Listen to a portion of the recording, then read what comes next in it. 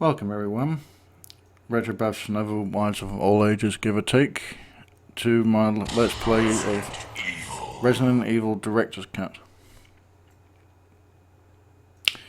Now, for this Let's Play, I'll be playing as Jill Valentine, because there's no contest for this, alright? She has more places and deep pockets or whatever to contain 8 items over Chris's lousy 6 item inventory place.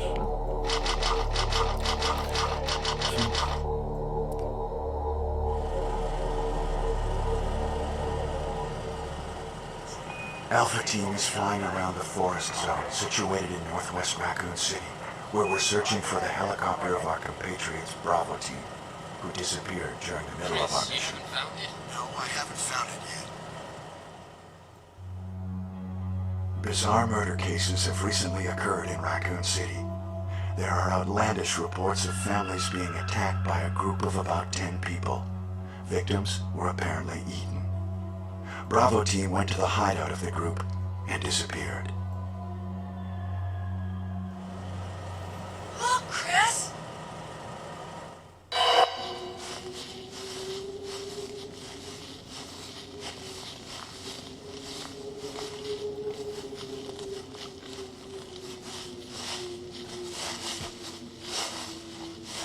It was Bravo Team's helicopter. Nobody was in it. But strangely, most of the equipment was still there. However, we soon discovered why.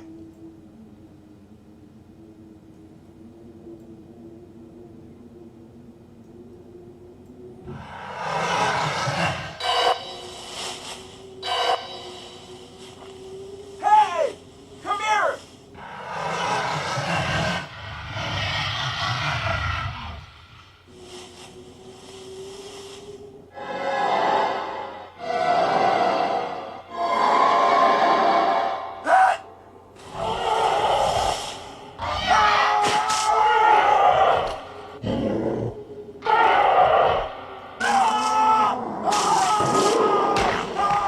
Joseph!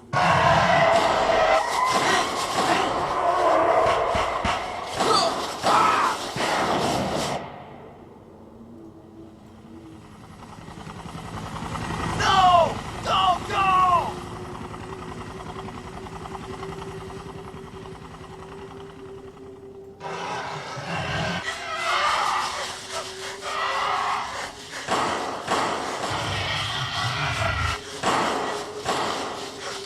Jill, run for that house!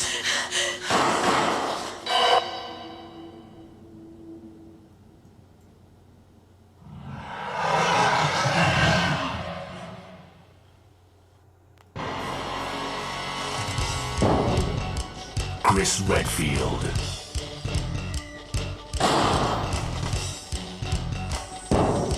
Jill Valentine. Barry Burton.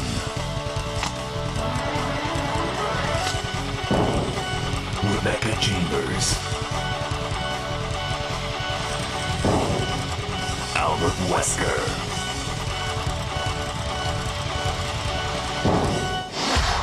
Resident Evil.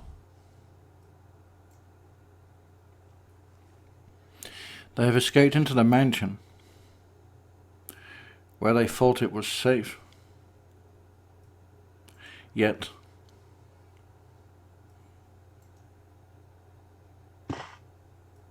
What is this? Wow, what a mansion! that's putting it mildly.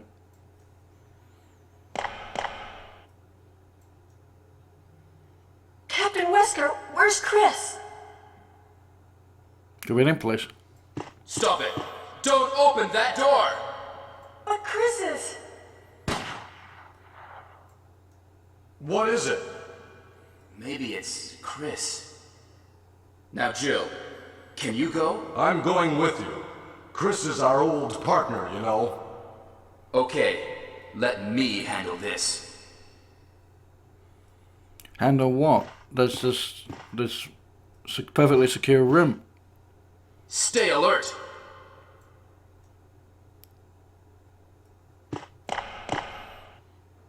Yes, sir, Captain, sir.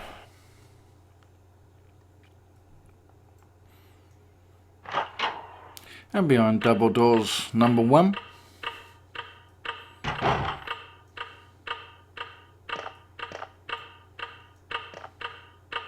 A dining room.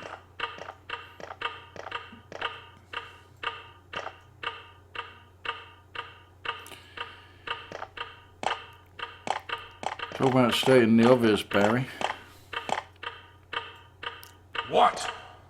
What is this? What is it? Blood. Jill, see if you can find any other clues. I'll be examining this. Hope this is not Chris's blood. Well, it could very well belong to any of our teammates, Barry. And on top of that, Resident Evil, I love you, but how the heck has Jill been with Stars for so long when she can't even distinguish or acknowledge what blood is when it's right in front of her face, less than a few feet in front of her on the floor?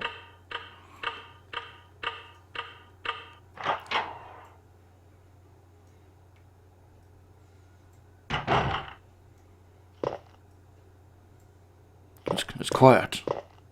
Too quiet. It's locked from the other side. Aren't you just... Use the lockpick to open the door. Fine.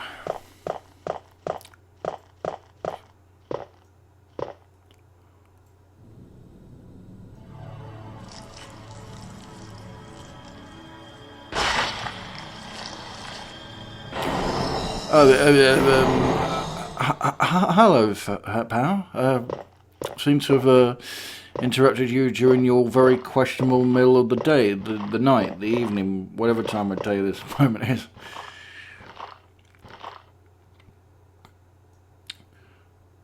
Sorry, creepy fellow. I'm just going to bugger off out the room and leave you to your own devices if you don't mind.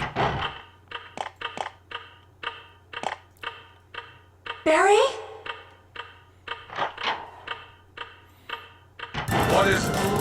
Watch out! It's a monster! Let me take care of this.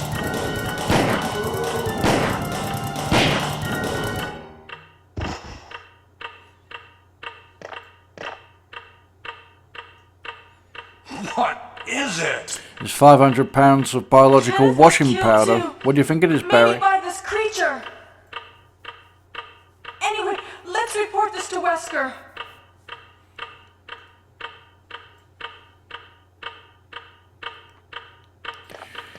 Well, we ain't got anything better else to do.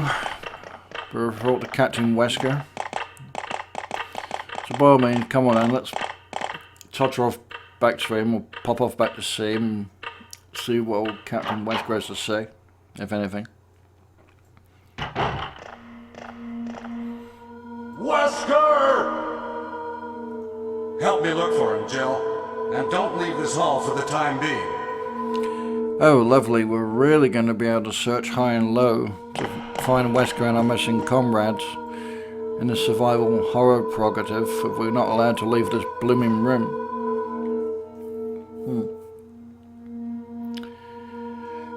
I always thought this was quite a very haunting melody for this particular part and segment of the game. It just really adds to the flow of that section. So I'm just standing around here for a minute, guys and ladies, because I'm just curious to see what what part of the area Barry walks around if I stay put. Huh. Nice, got a little close up of Barry walking around there. Okay, fun's over, as I say. Time to get back to the friendly neighbourhood Let's Play of life. Come on then, Joe. Let's survey the perimeter and see what there is to see, if anything, give or take, etc., etc.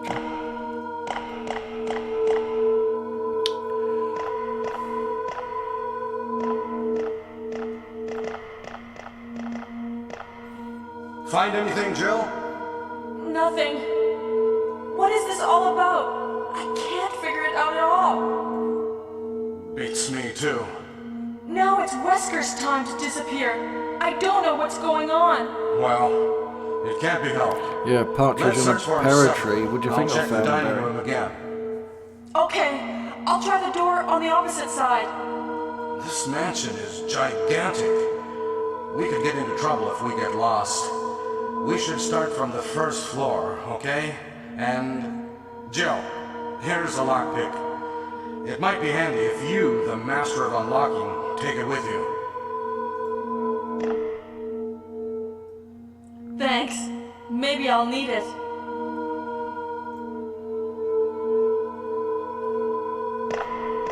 Listen, if something happens, let's meet up in this hall.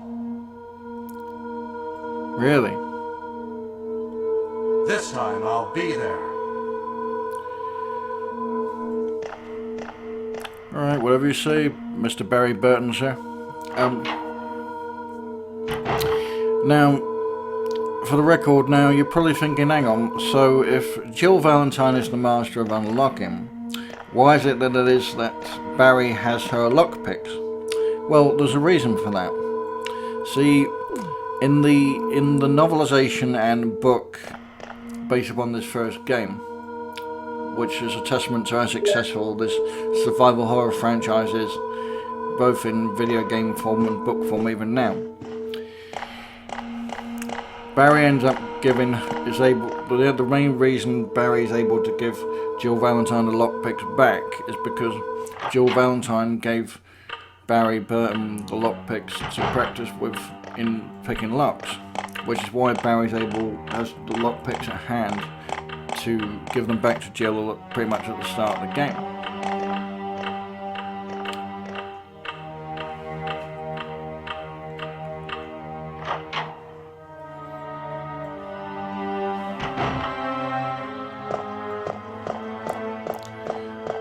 Okay, so we go in this room. Thank you, lockpick. You've been very helpful with this door. Very helpful. Alright, we'll go through the door, get what we need, and vamos. Now, don't get stuck on the piano, Jill. Just go around it, please. No, not that way. There you go. That's it. That's the bit I want you to go to, darling. Alright, push it open. Get the piano music, whatever.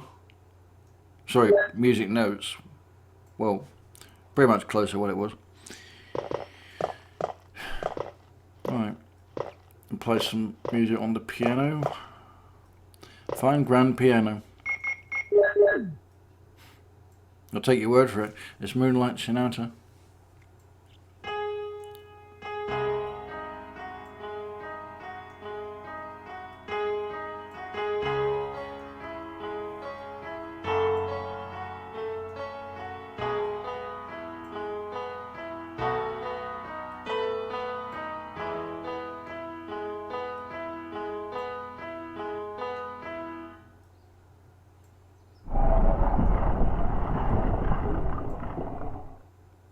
Well, it's one way to open a door.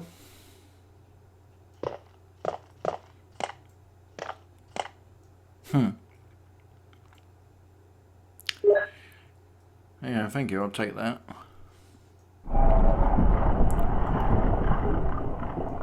That was a naughty door. I said you could close on me. Ah, that's okay. It's the hollow that an emblem was in. It's alright, I'll switch you with the wooden one and... Asa! We're out of it. Alright, now I'll switch this. I'll use the golden emblem with and put it in the place where the wooden one was in the dining room. And that should give us something quite useful in a bit. Well, I say useful. Useful for only one door.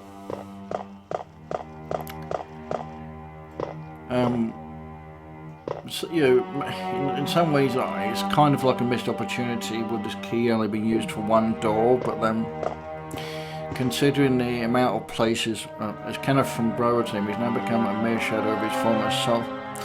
Considering the amount of places you have to kind of search and everywhere to like get items and progress, ammo, health, the works. I don't really mind one particular main key only working on one door, so it's fine with me. Okay, right. Next up, dining room, and to interface with that little area.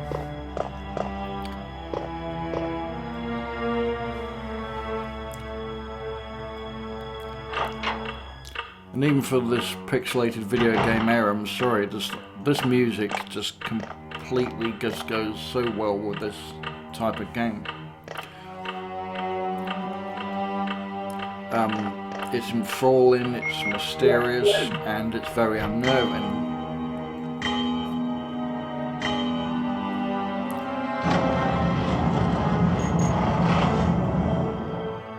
And I think that's the kind of music ambience that really helps a game like this flourish and be well remembered time after time, month after month, year after year.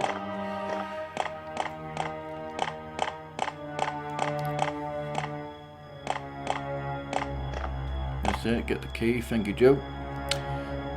Now that's a mistake in that this will be the key to the attic.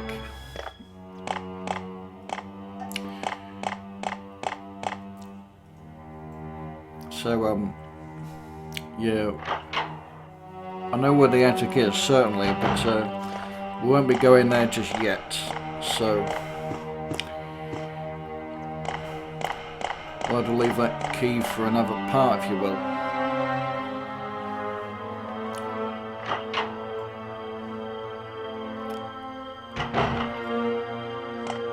Okay, I'm not going to bother going in that little curtained off room there with that bench thing in the way, because all that's in there is an ink ribbon and a zombie playing possum.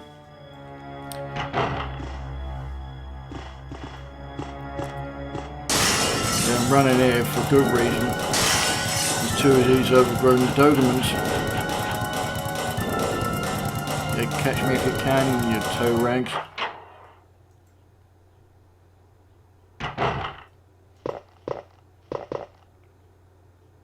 So I'm just checking mine, just checking things, just making sure I've got space to pick things up. Because I mean, it's hard not to check sometimes. Not because I want to drag the gameplay to a screeching halt or nothing like that, but even with Jill, she's got a lot more inventory slots to work with than Chris Redfield, certainly. But then you really need to kind of check in on them when you think it's prudent to do so, so you got kind of a good sense of memory of where the land lies with us and whatever. Now, Barry said a very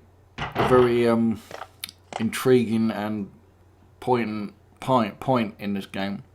He said that prior to letting us go off the search on our tower, he told us in no uncertain terms that we're better off starting the search from the first floor.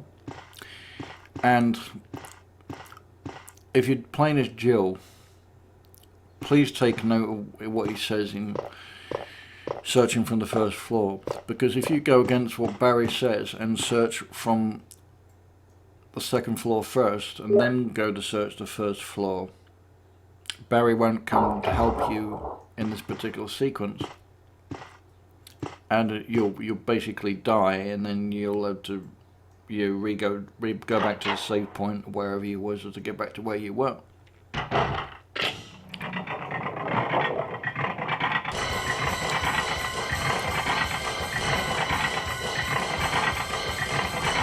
In every sense, this is a beginner's trap beyond a beginner's trap.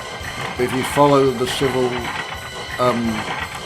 the civil tactic I've explained, then you'll be able to trigger this cutscene and get a free shotgun every time. Hey, what's going on? Well, I think the ceiling's coming down. Jill? Jill? Is that you, Jill? What happened? I'm locked behind the door and I can't get out. Barry? Help me, please. The door won't open. Quick! You don't say. Open the door, Jill. I'm gonna kick this door down. That was a kick. Hurry! This way! Well, better following you than being squished to pulp by that ceiling, so yeah, I'll follow you out there. Why on earth not? Oh, Barry! That was too close. You were almost a Jill sandwich. You're right. Barry, thanks for saving my life. But Barry, didn't you say you were going back to the dining room to do some research? Why on earth are you here? He was saving your life, you ungrateful, pixelated protagonist. What do you think he was I doing? just had something I wanted to check. Now, let's get back to searching for the lost captain and Chris, shall we? Well, why on earth not? Looks like they're not going to find themselves in a hurry. Thank you, Barry. Yeah. Give 3 cheers for the bearded wonder Barry Burton, everyone. He really pulled us out the metaphoric fire and physical fire of that ceiling trap, nearly crushing us to death there.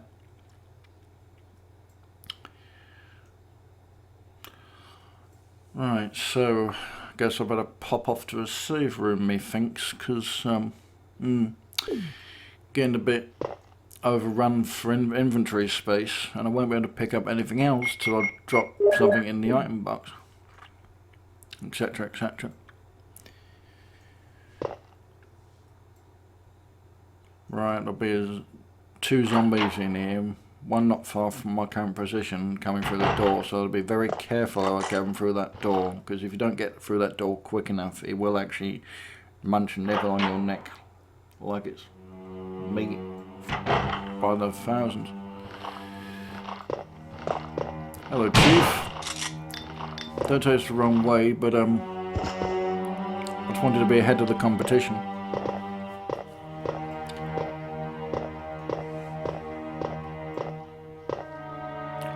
Okay, there's another green herb out there. It's fine, I can pick that out later on, but I can't do that now because it's impossible to pick up with a full inventory slot. Open that up. Why not? Yeah, get out of the way. Combine the clips or whatever in a bit.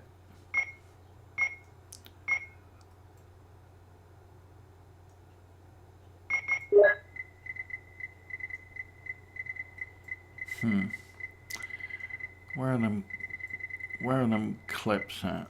There you go. Please and thank you. Right, okay, so just combine them with that. Beautiful, 60 clips plus slash ammo for the pistol, plus the additional 15 rounds inside the Beretta.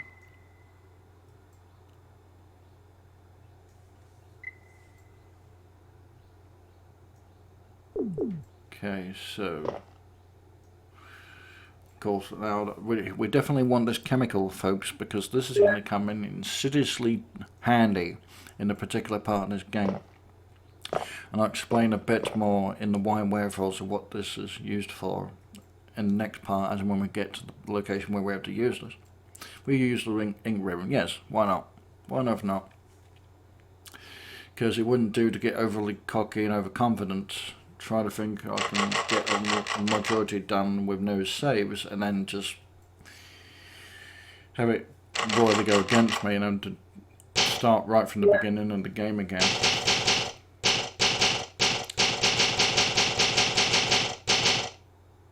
Right. Alright.